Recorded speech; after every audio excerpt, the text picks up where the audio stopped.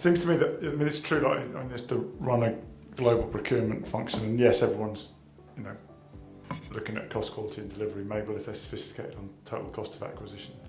But nevertheless, certainly in my background in the automotive industry, other things get factored in, like if you take an environmental, what's become digital, like have you got an environmental management system that's certified at ISO 14001? You know, 20 years ago that was just a beginning of a conversation. 10 years ago, if you didn't have it, then you're not on the list. So things can happen quite quickly, and the buyer doesn't necessarily have to really worry that much about it. It just becomes something that's on the roadmap.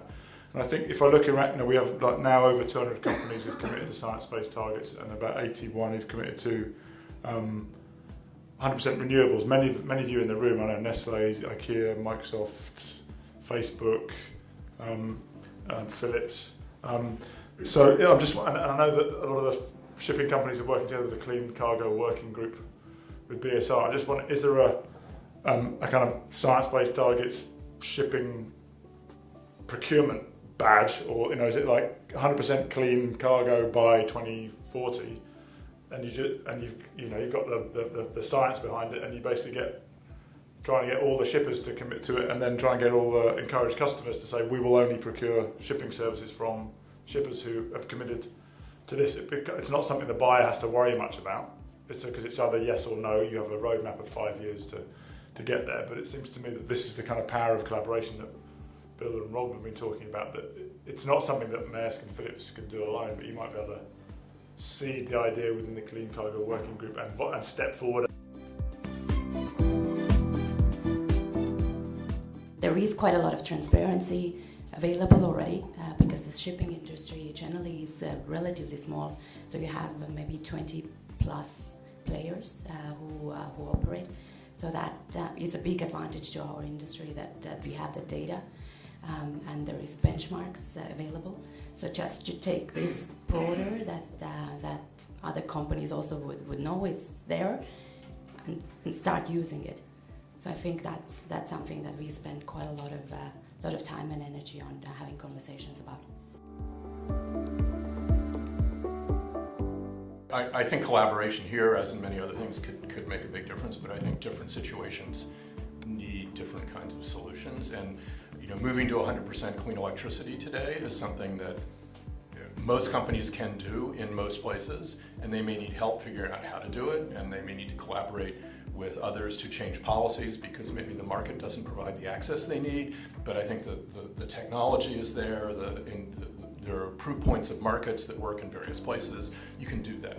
Moving to 100% biofuel, if the biofuel that works in your ships doesn't exist, then you got to figure out how to get it there. Or maybe it exists, but it's too expensive, in which case somebody needs to decide they're going to make the investment to get that industry so that it begins to move to the scale that it actually gets economies of scale, learns by doing, and so on, and then you get the cost improvements you need. And I think trying to understand that, what the obstacles are, what's the nature of the hill that needs to be climbed, and that's going to determine what kind of shoes you need to wear to get up it, if you will.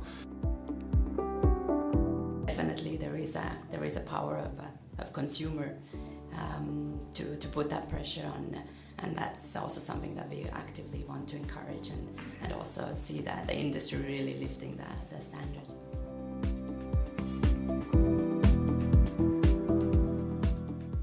Yes, they would certainly be approved by us as a reliable, responsible supplier or service partner, without any doubt, and I think that's quite clear.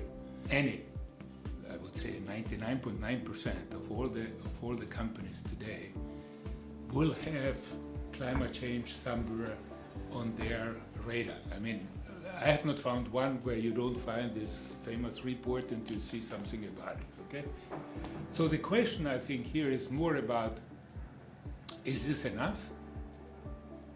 Or is there a possibility to potentiate the individual savings in order to make them bigger if we are starting to work together? I think that's for me the real fundamental question that we have to bring up. I think some of the things what we definitely heard here was that you can't go solo.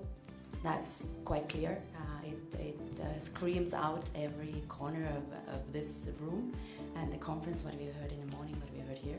So partnerships, collaboration definitely is the key. But furthermore, it really needs to make a business sense.